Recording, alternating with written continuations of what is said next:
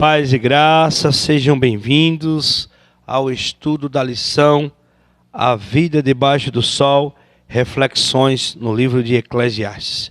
E hoje nós vamos continuar as nossas reflexões no capítulo 4 do livro de Eclesiastes. Antes de você seguir no comentário da lição, gostaria que você fizesse a leitura integral do capítulo 4. Você nesse momento pode parar o vídeo, pausar o vídeo e fazer a leitura. E então, fez a sua leitura, então vamos dar continuidade ao estudo de hoje. Vamos ao verso-chave. Vi todas as opressões praticadas debaixo do sol. Vi as lágrimas dos que foram oprimidos, sem que ninguém os consolasse. Vi a violência na mão dos opressores, sem que ninguém consolasse os oprimidos. O capítulo 4 nos leva para uma reflexão que, de certa forma, retoma tudo o que nós havíamos discutido anteriormente, nas lições anteriores. Pois, quando nós pensamos na questão da opressão, que é o nosso tema de hoje, ou das injustiças sociais e do mal que o homem põe sobre o outro, nós pensamos que essas questões são oriundas da relação que os viventes dessa terra têm em relação a questões como trabalho, riquezas. Pois quando o ser humano vive numa busca desenfreada por acumular, por juntar, por enriquecer-se, ele, para fazer isso, tem que oprimir ou lucrar em cima de outrem. É o que acontece na nossa sociedade moderna, principalmente nessa lógica capitalista do ter, em que as pessoas, para ter, pisam o outro, invejam o outro, e nessa disputa, nessa briga pelo poder, pelas riquezas, pelo mais, as pessoas acabam o quê? Invejando ou despertando inveja em outras pessoas. E é sobre isso que o capítulo 4 está dizendo. Pois o vivente dessa terra, ao ser movido pela inveja, ele passa a disputar com o outro, a concorrer com o outro. E nessa lógica, surgem o quê? Aquilo que o autor da lição, o pastor André, chama de relacionamento desconexos. Pois o vivente dessa terra, ao lutar desenfreadamente, colocar o seu coração, a sua vida, naquilo que vai lhe trazer satisfação e prazer aqui nesse mundo debaixo do sol, então ele muitas vezes acaba explorando o próximo, explorando o seu irmão. E dessa maneira a sociedade se divide em camadas. O pastor André então vai dizer que diante das injustiças nós podemos ser ou o opressor, ou o oprimido, ou aquele que vai ser indiferente a um e a outro.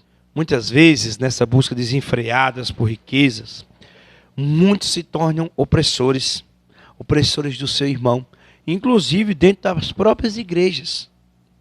O poder, a fama, a ganância, o sucesso, muitas vezes nos leva a oprimir o nosso próximo. Da mesma maneira, ou semelhantemente, existem aqueles que passam a viver na condição de oprimidos. E nesse sentido, o livro de Eclesiastes faz uma descrição muito forte, pois nem todos estão dispostos a ouvir o seu clamor, o seu grito. Esses gritos, esse clamor, são quase como imperceptíveis. E sobre o terceiro grupo de pessoas, aqueles que se tornam indiferentes, o pastor André vai dizer que são pessoas que estão cauterizadas com o mal. Se acostumou tanto com o mal que aquilo nem mais lhe incomoda. O seu coração fica congelado diante das injustiças e diante de situações de opressão. É o que acontece muitas vezes nas ruas dos grandes centros urbanos. Pessoas ali morrendo de frio e as pessoas estão com o coração tão congelado que são incapazes de levar um cobertor para aquecer o coração ou o corpo daqueles que estão precisando. Outros que morrem a cada dia de fome e as pessoas parecem estarem cada vez mais insensíveis a isso.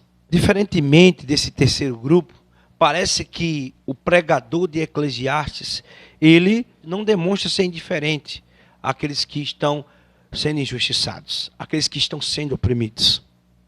E então parece solucionar o problema para o leitor, mostrando que essas relações desiguais de poder é resultado de uma inveja. O ser humano, por viver intensamente em busca de algo, ou empenhar-se, ou esforçar-se grandemente por adquirir ou possuir bens, ou ter, ele acaba muitas vezes cometendo atrocidades contra o seu próximo.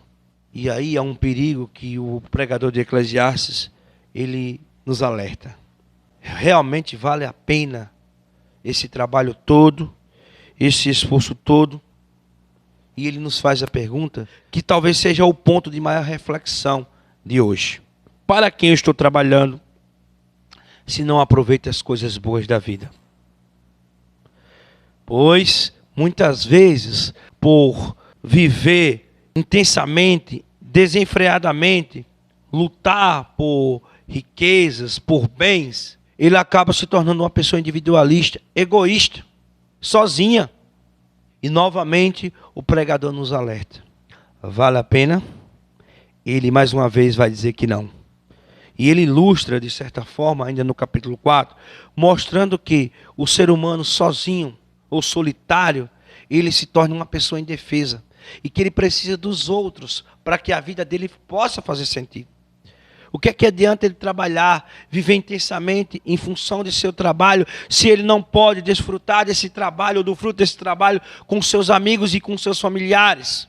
É por isso que o autor de Eclesiastes vai dizer que o individualismo não vale a pena. Pois, se ele cai no buraco, quem é que vai tirar de lá?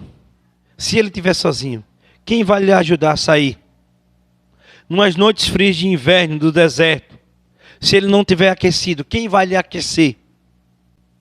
Se ele estiver perdido numa estrada, quem vai lhe defender do bandido quando ele for atacado? E é por isso que o pregador de Eclesiastes vai dizer, é melhor serem dois do que um. E com isso eu encerro a lição de hoje. No mundo em que a lógica do capitalismo é ter, possuir, vale a pena mesmo investir tempo, saúde, inteligência, se no final de tudo, as pessoas que amam não vão terminar do meu lado? Se quando eu chegar à velhice, eu não vou ter ninguém, talvez para lavar a minha roupa, fazer a minha comida, controlar os horários dos meus remédios? Sim, porque é isso que acontece. Muitas pessoas, por viverem uma vida dissoluta, desenfreada, entregue aos prazeres, à diversão, e assim como o pregador de Eclesiastes, que pôde desfrutar de tudo que queria, das mulheres que queria, e que no final da sua vida termina sozinho, sem esposa, porque trocou pelas mulheres, sem os filhos, porque muitas vezes construíram outras famílias, tomaram outros rumos, talvez foram morar em outro lugar.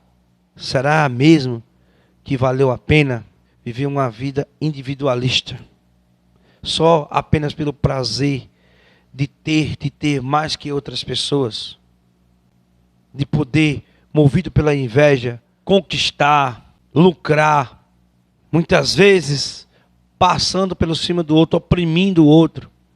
Se no final de tudo isso é solidão, tristeza, frustração, creio que não vale a pena. Convido mais uma vez você a refletir sobre essa questão. Uma boa noite a todos e até o nosso próximo encontro.